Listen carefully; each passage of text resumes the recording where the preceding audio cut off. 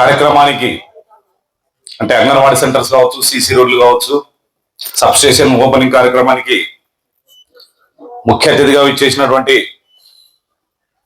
Telugu Desam party senior నాయకులు, parliament incharge, నాకు రాజకీయ గురువు అయినటువంటి మాండ శివానంద రెడ్డి సార్ గారికి సాష్టాంగ నమస్కారం చేస్తూ వారికి ప్రత్యేకమైనటువంటి ధన్యవాదాలు తెలియజేస్తున్నాను. ఈ రోజున మన గ్రామంలో 2014 నుంచి 19లో అధికారం ఉన్నప్పుడు Manda Sivananda Reddy sir Peddagudukuru TDP party incharge ఉన్నప్పుడు 2 అంగన్వాడీ సెంటర్లు శాంక్షన్ చేశారు.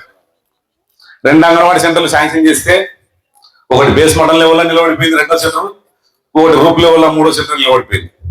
ఒకటి బీసీ కాలనీ, ఒకటి ఎస్సీ కాలనీ. ఇంకా పట్టించుకోలేవరు. కానీ మనం వచ్చిన తర్వాత మళ్ళీ దాన్ని అన్ని కూడా రివైజ్ ఎస్టిమేట్ చేస్తూ 3వ సెంటర్కు ఎస్సీ కాలనీలో ఉంది కాబట్టి మండలం గ్రాంట్నే వాడుకున్న 3 లక్షల రూపాయలు వాడుకుని దాన్ని పూర్తి చేయడం జరిగింది. అలాగే 2వ సెంటర్కు ఎన్ఆర్ఈఎస్ నుంచి శాంక్షన్స్ లేకపోయినా కలెక్టర్తోని ఇది కావాలమ్మా కంపల్సరీ, ఎందుకంటే గ్రామంలో నడి సెంటర్లో ఉంది, పిల్లలకు కొంత ఇబ్బందికరమైనటువంటి వాతావరణం ఉంది. ఎందుకంటే 2వ సెంటర్ రోడ్డు పైన ఉంది, బయటకు వస్తే పిల్లలకు ఇబ్బందులు, టీచర్లు కానీ ఆయాలు కానీ అందరూ ఇబ్బంది పడుతున్నటువంటి పరిస్థితి. ఎప్పుడు ఏం జరుగుతుందో తెలియదు కాబట్టి ఖచ్చితంగా శాంక్షన్ చేయాలంటే దాన్ని కూడా 16 లక్షలతో శాంక్షన్ చేసి ఈ రోజు పూర్తి చేసి ఓపెనింగ్ చేయడం జరిగిందని చెప్పేసి కూడా ఈ సందర్భంగా తెలియజేస్తున్నాం. Alluru sub station Sivananda Reddy sir చెప్పినట్లు 2014 నుంచి 19 వరకు సార్ ట్రై చేశారు. అప్పుడు అంటే కొంత సమయం తక్కువ ఉండింది. ఆయన ప్రయత్నం మొదలు పెట్టింటే ఇంకొక 6 నెలల ముందర పెట్టింటే అది అప్పుడే సఫలీకృతం అయ్యేది. అప్పుడు కొద్దిగా లేట్ గా ప్రాసెస్ స్టార్ట్ చేసిన కాబట్టి అప్పుడు కాలేదు. కానీ 2024లో నేను ఎమ్మెల్యే అయిన తర్వాత మాకు ఎప్పటి నుంచో, నేను చిన్న ఉన్నప్పటి నుంచి కూడా మా గ్రామం రామకొట్టు నుంచి కరెంట్ రావాలంటే ఒకటే ఫీడర్లు అన్ని గ్రామాలకు, ఒక వర్షాకాలం వచ్చిందంటే కరెంటు పోయిందంటే ఎప్పుడు వస్తుందో తెలియనటువంటి పరిస్థితి. దాదాపు 1 రోజు 2 రోజులు కూడా గ్రామంలో నీళ్లు కానీ కరెంటు కానీ లేకుండా ఉన్నటువంటి పరిస్థితి కూడా అనుభవించాం. కానీ ఈ రోజు చూసుకున్నట్లయితే సబ్ స్టేషన్ ఎనర్జీ మినిస్టర్ దగ్గరికి వెళ్ళినప్పుడు ఒకటే చెప్పాను, అన్న మాకు ఖచ్చితంగా నా ఊరికి సబ్ స్టేషన్ కావాలా, మీరు శాంక్షన్ ఇవ్వాలని చెప్పేసి అన్నారు. ఎక్కడున్నాయి సోర్స్ చూసుకోండి మీరే అన్నారు. ప్రసాద్ అన్న చెప్పినట్టు ఆయన ఫ్రెండ్ ఇద్దరం కలిసి ఓ హోటల్లో కూర్చొని మాట్లాడేటప్పుడు పొంగనూరు సబ్ స్టేషన్ చూడు, అది నువ్వైతేనే తీసుకోపోతుందో వేరే వాళ్ళతో అయితే కాదు, ఇవ్వలేరు, ఎందుకంటే నీకు ఆ ర్యాప్ ఉంది కాబట్టి మినిస్టర్ తోని ఖచ్చితంగా మీరు అడిగితే ఇస్తారని చెప్తే అప్పుడు ఉన్నటువంటి సీఎండీగా ఉన్నటువంటి సంతోష్ రావు పాపం ఆయన ఈ రోజు ఎక్కడున్నా ఆయనకు హ్యాట్సాప్ చెప్పాలా. ఒకటే చెప్పాడు, సార్ ఇది పొంగనూరు సంబంధించినటువంటి సబ్ స్టేషన్ నేను రక్షణంగా ఇచ్చేస్తా, మీరు తీసుకెళ్ళండి అన్నారు. అంటే నేను ఒకటే అడిగాను, నువ్వు సబ్ స్టేషన్ ఇస్తా అంటే తీసుకోపోను, సబ్ స్టేషన్ సెంటర్ తో సహా షిఫ్ట్ చేసే, టెండర్ తో సహా షిఫ్ట్ చేయాలా, ఎందుకంటే అక్కడికి కన్స్ట్రక్షన్ చేయడానికి రావడానికి మళ్ళీ వేరే వాళ్ళు ఎవరు రారు.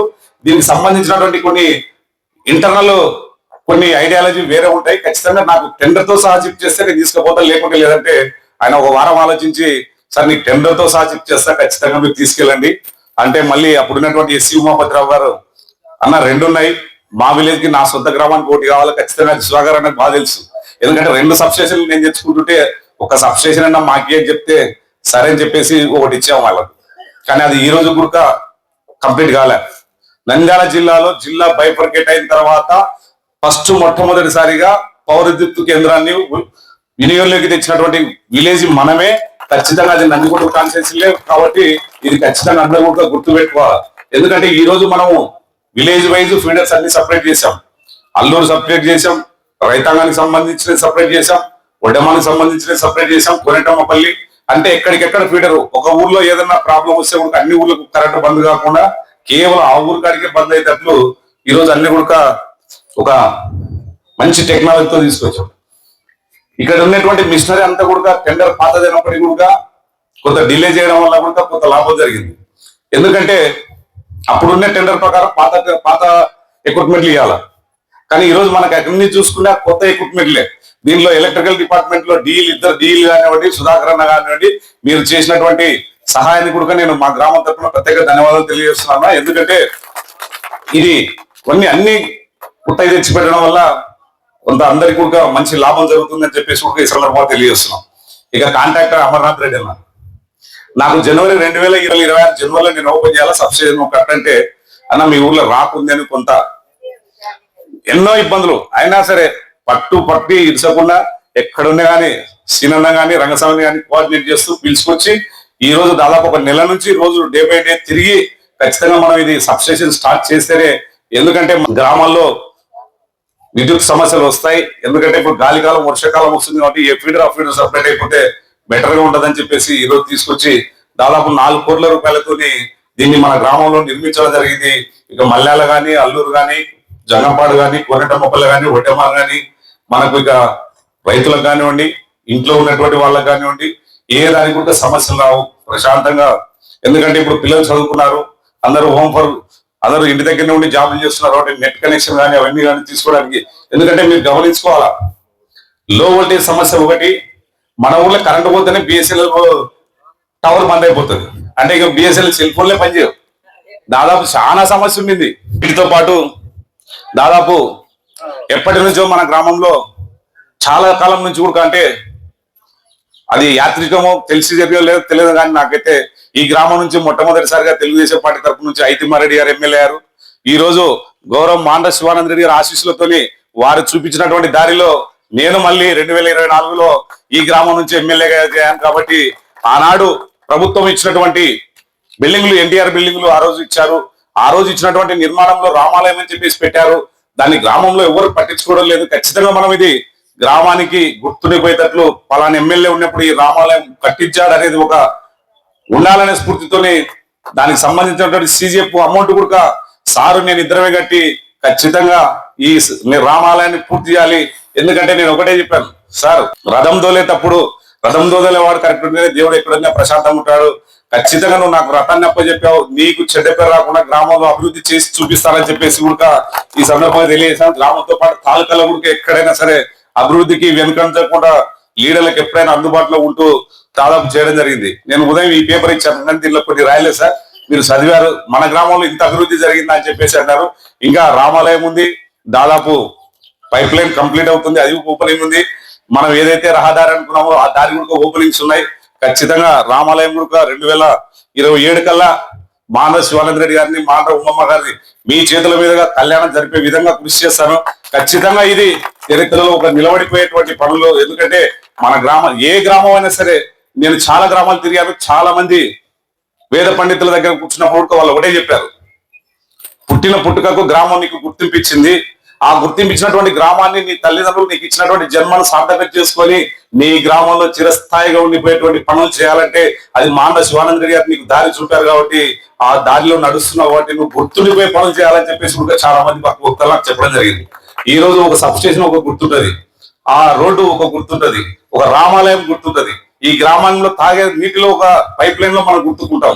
ఖచ్చితంగా ఇవన్నీ మనం గ్రామానికి చేసినటువంటి అభివృద్ధి పనులన్నీ కూడా మన గ్రామం మర్చిపోదు. ఖచ్చితంగా మన గ్రామంలో ఎప్పుడైనా సరే, ఏ రాజకీయాలైనా సరే, 1 రోజు 2 రోజుల్లో ఉన్నటువంటి మన అందరం ఐక్యత ఉన్నటువంటి గ్రామం ఇదని చెప్పేసి కూడా ఈ సందర్భంగా తెలియజేస్తూ, నాకు మీరు 450 మెజార్టీ ఇచ్చినందుకు కూడా మీకు ప్రత్యేకమైనటువంటి ధన్యవాదాలు తెలియజేస్తున్నానని చెప్పేసి కూడా ఈ సందర్భంగా తెలియజేస్తున్నాను.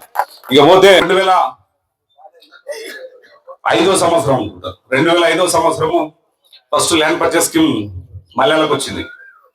నేను ఆ రోజు గౌరవ స్వర్గీయస్తులు మాండ్ర గిడ్డారెడ్డి సార్ గారు అప్పుడు తరచూ కలెక్టర్ ఆఫీసు, ఆర్డీఓ ఆఫీస్ అవన్నీ చూపిస్తూ పలా డిపార్ట్మెంట్ ఇది అని చెప్పేసి నన్ను వెంట దొరికిపోయేవాడు. అప్పుడున్నటువంటి కలెక్టర్ కలిస్తే ఆయన ఒకటే చెప్పారు, సార్ ల్యాండ్ పర్చేస్ స్కీమ్ వచ్చింది, ఎమ్మెల్యే చరితమ్మ గారు ఉన్నారు, మీ గ్రామంలో ఎక్కడైనా సరే, మేము 2-3 గ్రామాలు ట్రై చేసాము ల్యాండ్, మాకు ఎక్కడ వర్కౌట్ కావడం లేదు అంటే ఎంత ఇస్తారన్నారు.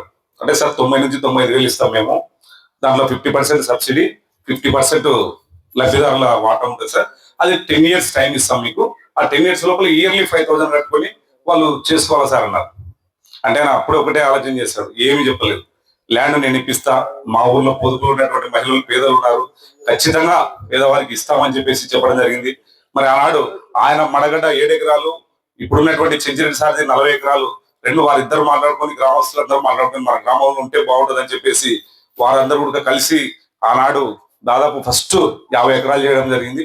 దాంతో పాటు ఇంకా కొంతమంది రైతులు ముందరకు వచ్చి కూడా 30 ఎకరాలు ఇవ్వడం జరిగింది. దాదాపు 81 ఎకరా 2006 కల్లా కంప్లీట్ బెనిఫిషియల్ లిస్ట్ తయారు చేసాం.